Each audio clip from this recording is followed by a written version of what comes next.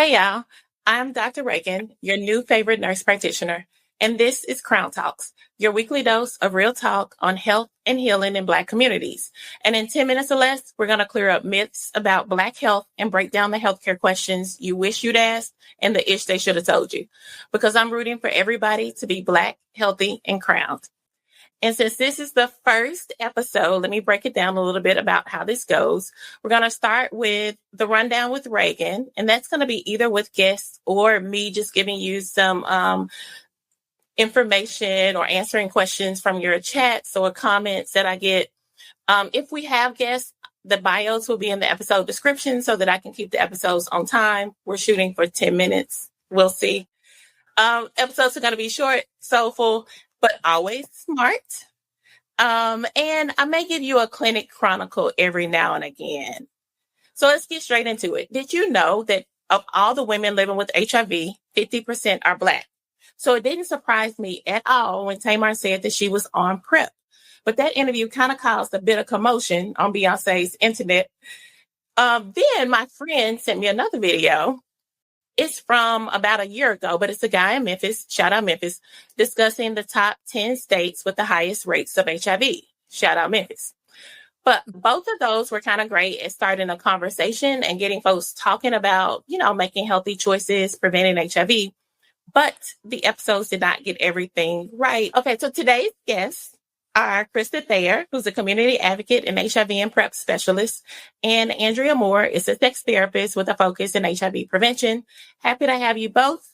Let's jump right into the rundown. So either one of you can jump in and answer.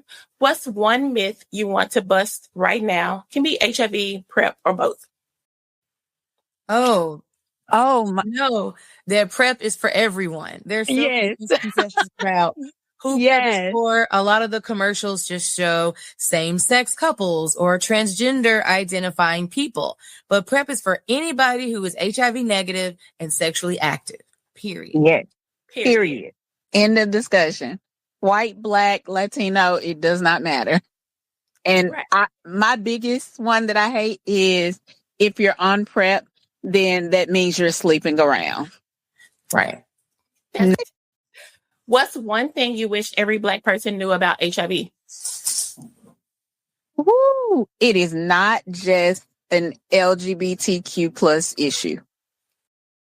It is an everyone issue. Mm-hmm. Exactly. Because if you are sexually active, you are at risk. And Black people need to know that we are a highly impacted population when it comes to HIV, just like everything else, blood pressure, hypertension, diabetes, because poverty is the way it is and history is the way it is. Barriers to care for us are much higher. Yes. And medical mistrust is much higher. Oh, yes. So. Yes. So why do you think folks were shocked to hear Tamar say she was on PrEP then? Because it's still taboo. Even just talking about sex is still taboo. If you're not talking about getting it in, stretching that thing, then anything other than that is just considered, we don't talk about that, or that's not important, or that's not right. So the fact that she's knowledgeable and willing to admit that that's the way that she protects herself, it got a lot of attention. I also think it has to do with the fact that her family is quote unquote a religious family. Their bread and butter, their start was in the church. And I feel like people see, especially people who feel like they're religious, they're in the church, feel like that using modern medicine sometimes to protect themselves is like a slap in the face of God. And that is so not true. Like, he gave us this knowledge for a reason. Let's use it. Let's use it. Amen. So you talked about Black people being more vulnerable to HIVs across the board. What makes Black women so vulnerable? We have got to be the most trusting people ever. Like, we will see somebody steal something and still give them $10 and trust them with it like they not gonna take it and run off with that 10. I don't know why. I think I don't know. It's our mothering nature. I don't know what it is, but we trust the whole world when we should be trusting ourselves only. Going back to the trust, talking about men on the down low, because that's everywhere, right? There are women who know they're sleeping with the man who is a man who has sex with men, or MSM, and there are women who don't know. I'm not saying anyone is at a higher risk or at a lower risk, but I'm just saying that lack of information added with that trust makes for a lot of instances where you are not protecting yourself.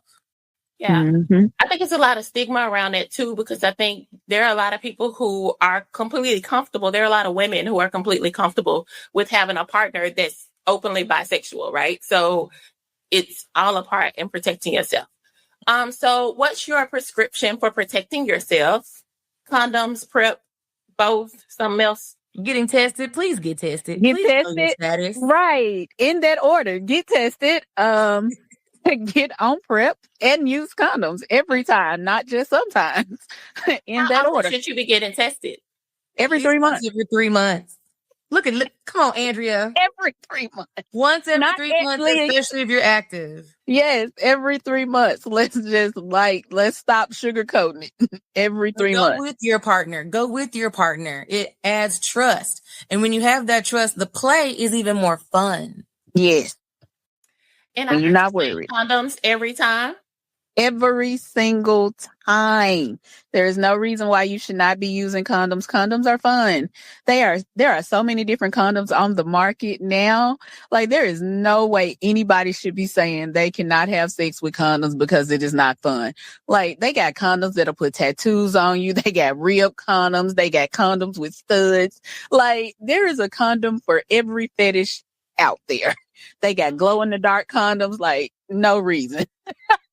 Speaking of that, the video from the guy from Memphis said there's a condom that will change colors if you got HIV or STI. Is that true? So it was being piloted. I don't know if it's actually on the market. I think he may have gotten wind of something that is a possibility. But as experts, I will tell you, getting tested is best, not a color changing condom. And I don't want to hear, I can't feel it. You wear a condom that's regular size and stop with them magnums because you heard it in a song, you'll feel everything you're supposed to feel. Exactly. Honesty. So, yes, the condoms were piloted back in 2015. They never made it to market. So they ain't even out no way. Okay, so do you need a prescription for PrEP? You do. Yes, you do. You can get an appointment. Look up, I'm going to send you the link, Dr. Johnson, so you can share that with your viewers. PrEP is low to no cost with insurance or without insurance. And it's good to have a prescription because that means you're seeing your provider. Yes.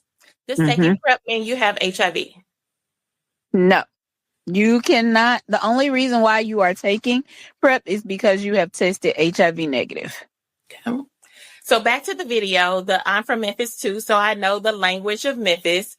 He said a lot like, they got that itch, they got that itch. How can we kind of change that language to reduce stigma? Oh my God. So many different ways, right? Because we done heard it all. Yeah. Went to the Day Reporting Center. Shout out to the Reporting Center. Yes, shout out. Those are people who are formerly incarcerated. They did their time. Now they're learning skills so they can really enjoy being in society again. And they let us know that on the inside, they call it the package.